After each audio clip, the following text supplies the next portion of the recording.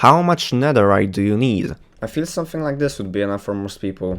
Full armor, a sword, 2 pickaxes, an axe, and a shovel. Pretty much just a full set. And well, it just so happens that all of those items together are 1 netherite block. Exactly, which is 36 blocks of ancient debris. It's not that much, but you will need to spend some time getting it. But what if you wanted to make an entire 4-level beacon out of netherite? You wanna know how much ancient debris it is? Well, it's this much. Pretty cool, isn't it?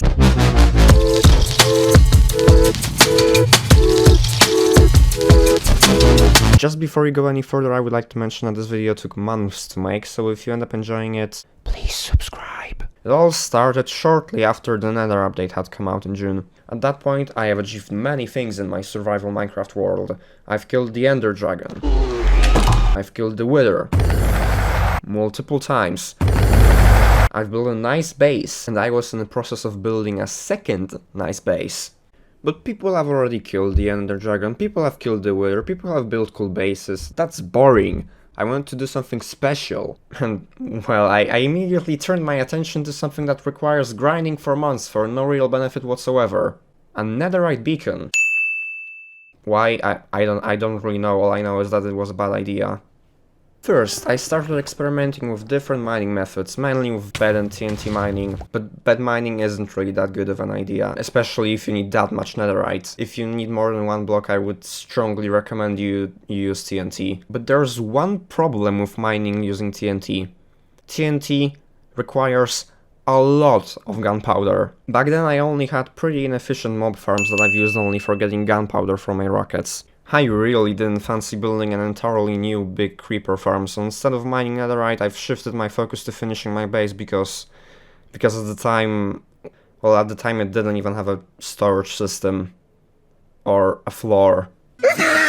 Eventually November came and I finished the base enough, let's say, and then I decided that it was time. I've built a creeper farm big enough for my TNT needs. At first it was just this part, but shortly after I made it I've added this one as well. The way it works is pretty simple. You stand here, creepers spawn, creepers fall down because they're dumb, creepers get killed by moving tridents, you get the gunpowder. However, if you've played Minecraft before, you might know that crafting TNT also requires sand. So where was I getting that from? You see this? Most of this base is made out of concrete, and concrete happens to require sand as well, which means I've had this problem already, and the solution was pretty simple. There's a desert right across this ocean. This is the desert about a week after I've started. Most of the sand is gone because of the concrete I had to make for my first base.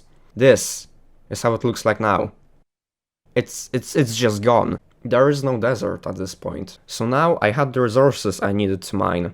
The only thing left was to mine, and well, that's the hard part about getting the beacon, I would imagine. I don't even have to imagine, I've spent 5 months on this. At first, my mining method looked as follows.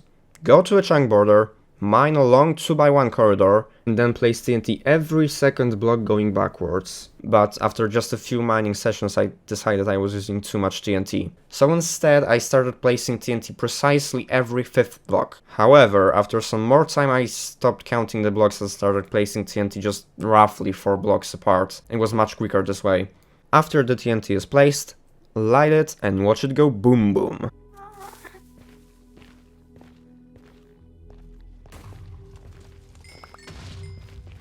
Definitely the most satisfying part of mining netherite. And after it explodes, collect the ancient debris that has been, well, hopefully has been revealed.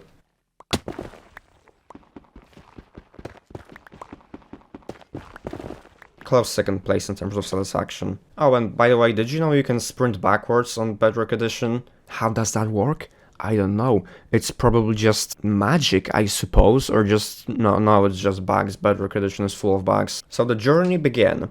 I knew the key was consistency, not necessarily putting in crazy hours. Mining for 10 hours straight each session wouldn't really get me to the beacon if I became completely burnt out after doing 3 of them in 1 week. So instead of doing that, I set a daily minimum for myself. 1 netherite block every single day. And so I did exactly that. I mined every single day. During online classes I would have Minecraft opened, AFKing on my creeper farm, and then after school I would go mine, usually for about an hour, sometimes more if I felt like it. I was getting more than 1 block at most times. It was around 1.5 blocks, sometimes 2 if I had a good day. But you see, in order to craft 1 netherite ingot, as well as 4 netherite scraps, you also need 4 gold ingots, which means that in order to get 1 netherite beacon, you not only need the netherite itself, but also the equivalent of 4 golden beacons. Luckily, the nether update added the nether gold ore, and I could just take the exposed gold when mining for netherite. It wasn't actually that challenging. Time went by as I was mining and mining and mining and mining and mining and mining and mining and mining and mining and mining and mining. And I was not missing a single day. And eventually I filled my first stack of netherite blocks by the second half of December, right before Christmas.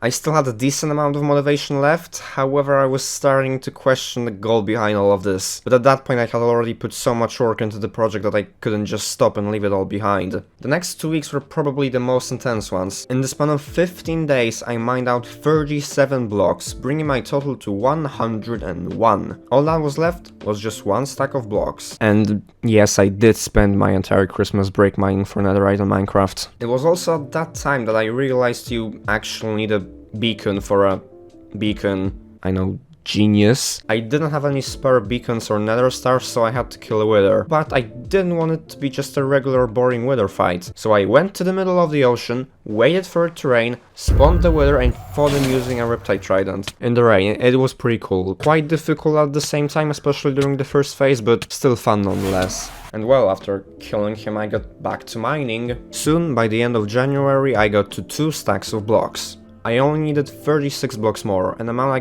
could have easily mined in 2 or 3 weeks maybe, if I had stayed committed, but that was when my motivation levels started to fall down. You see, if there's one thing I love as much as playing Minecraft, it's playing Doom Eternal. And because I had been playing Minecraft so much throughout the previous 2 months, I was starting to get sick of it and wanted to play something else, and at the same time our winter break ended and school came back after a relatively non-schooly period of midwinter. And on top of that, I started uploading videos to this channel and I wanted to be consistent with them. All of that combined made me start missing days. Up until that point I had been mining every single day, but when I missed one of them I started missing more and more, and until with only 13 blocks left to mine I've stopped mining netherite completely. And you know what's funny about this? I didn't remember exactly how many blocks was I away from completion, and I thought it was more than it actually was. And because of that, I didn't feel motivated to mine. And because, well, if you have 20 blocks left, you'll think just, oh, it's so much, I don't want to do this, but if it's just 13, it's not that much, if you've already mined out more than 150 of them. And when I finally got back to mining midway through April, I was like, wait, I can do this in under a week. Why was I not doing this before? So, after just a few mining sessions, the day came. I was only 4 blocks and 2 scraps away from completing the beacon, which was exactly 146 blocks of ancient debris. I took all the TNT I had in my base and headed to my massive tunnel system that I've made in the nether by mining out pretty much every chunk border on the Z-axis in almost 2000 block radius. I found a new chunk border and got to mining, but you see, there was one problem. Look at the shulker box. If you've spent the last 5 months doing nothing in your Minecraft world but mining netherite, you would know that this amount of TNT is not enough to get 4 blocks. But I was committed to completing the beacon that day. I didn't have any more TNT left back at my base, nor the gunpowder to make it, and I would have to AFK to get more. And waiting was not really an option for me, I wanted to have it done. So after I ran out of TNT with the amount of ancient debris sufficient for only 3 blocks, I started mining manually with a pickaxe, repairing it from time to time by blowing up quartz using some TNT that I had decided to keep for that purpose.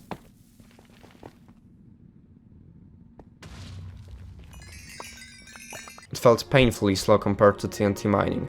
But I had the motivation. I needed 2 stacks and 18 pieces of ancient debris, and when I finally got it, it was all done. Psych! Just imagine you've spent months working on the most pointlessly valuable object in Minecraft, and you had a choice. Activate it using diamonds or something even less valuable like an absolute peasant. Or activated using an ingot of netherite itself, like a true Chad you should be at that point, or maybe you just don't have a life, I'm not sure. I'm really not sure, I'm questioning my own existence after doing it for 5 months. Of course, I chose the latter, which meant I needed one more ingot, that being 4 more blocks of ancient debris. It didn't take long though, and after I've collected the needed blocks,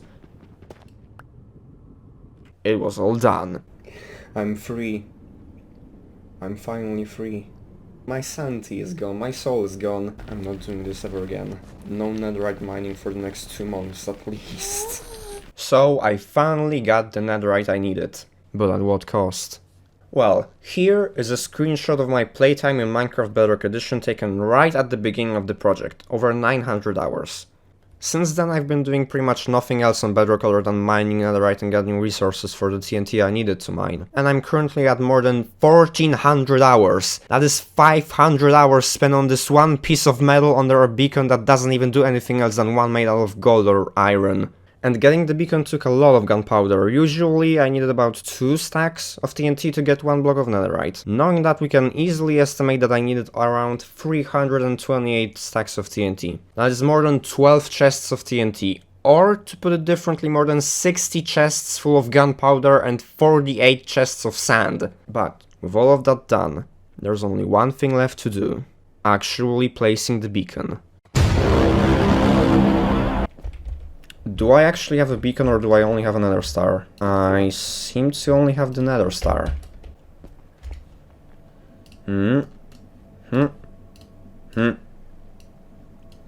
There's our beacon. Okay, so where am I exactly going to place it, is the question. Right next to this tree. Right here.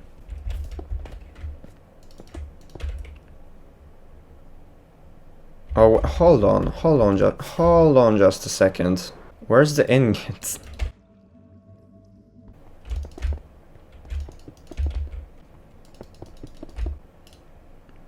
$164 netherite blocks.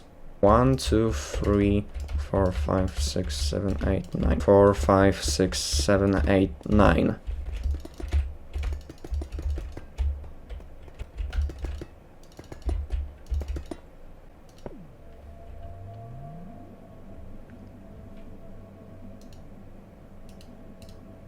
We're actually activating it using netherite jump boost, because I'm gonna build around it, and it's very helpful for building. And we're activating it using netherite.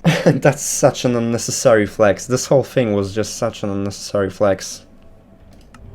But there we go. Let me just place some torches. It's still too dark, I'm gonna go to sleep.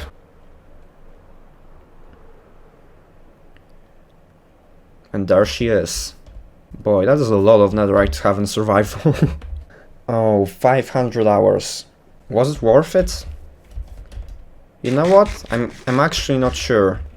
Because on one hand it's just so much time spent on this one thing. And it doesn't even serve a real purpose. It doesn't do anything special.